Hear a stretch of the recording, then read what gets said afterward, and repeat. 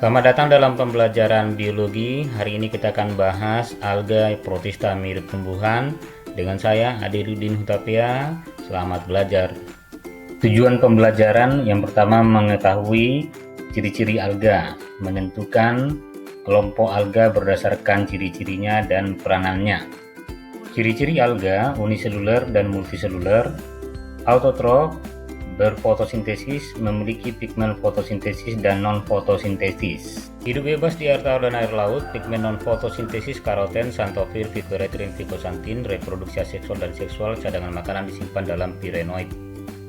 Dengan cara pembelahan biner. Kedua, fragmentasi. Ketiga, dengan zoospora, yaitu spora yang berflagel. Reproduksi seksual dengan cara konjugasi terdiri dari plasmogami, penyatuan sitoplasma, dan kariorgami, peleburan inti sel. Jenis gamet. Pertama, isogami, bentuk dan ukuran gamet yang sama. Yang kedua, anisogami, bentuk dan ukuran gamet yang berbeda. Klasifikasi alga berdasarkan pigmen yang dominan, penyusun dinding sel. Yang pertama, Euglenophyta, kemudian Chrysophyta, Pyrophyta, Chlorophyta, Rhodophyta. Yang pertama, Euglenophyta, bentuk uniseluler, memiliki klorofil A, B, dan karoten, tidak berdinding sel, dan memiliki stigma membedakan gelap dan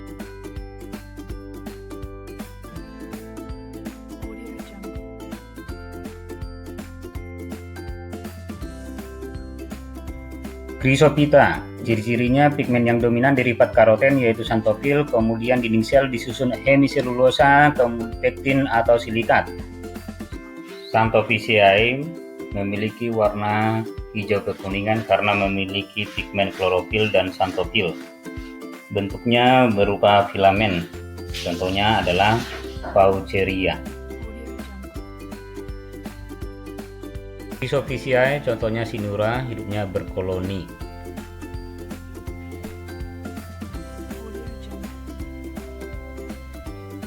Basilarophyta atau diatom membentuk sista ketika kondisi lingkungan tidak baik, disusun epiteka dan hipoteka, contohnya Navicula. Beginilah bentuk Navicula, membentuk tanah diatom sebagai bahan pasta gigi, penggosok, dan bahan peledak.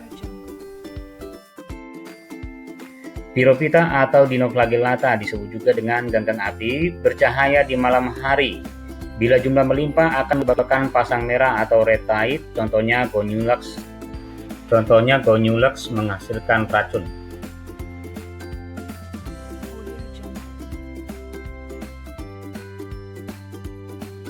Chlorophyta atau disebut alga hijau memiliki pigmen yang dominan yaitu klorofil A dan B.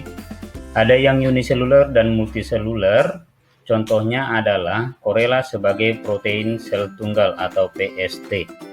Chlorella dan Chlamydomonas memiliki kloroplas berbentuk mangkuk, sedangkan Spirogyra memiliki kloroplas berbentuk spiral.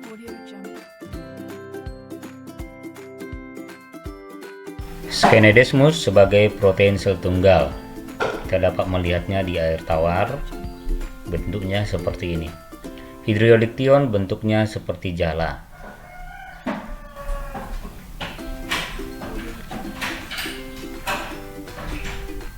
Pulva bentuk lembaran, ini bisa dijadikan bahan sayuran.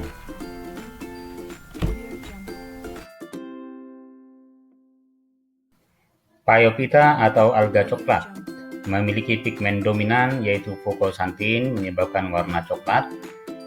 Lalu cadangan makanan disimpan dalam bentuk minyak laminarin, dinding sel disusun oleh pektin dan asam albinat. Laminaria digitalis menghasilkan iodium untuk obat penyakit gondok.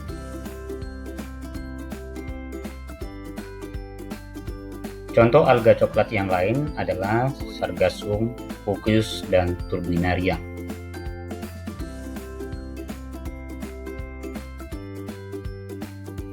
Rhodophyta alga merah memiliki pigmen dominan yaitu phycobilin, terdiri dari phycoerythrin menyebabkan warna merah dan phycocyanin untuk warna biru.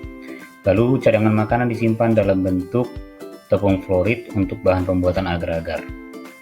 Dinding sel disusun oleh selulosa dan pektin. Contoh alga merah, Geledium atau rumput laut digunakan untuk bahan pembuatan agar-agar.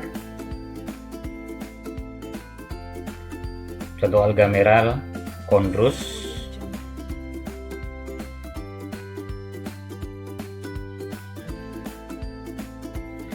Gracilaria.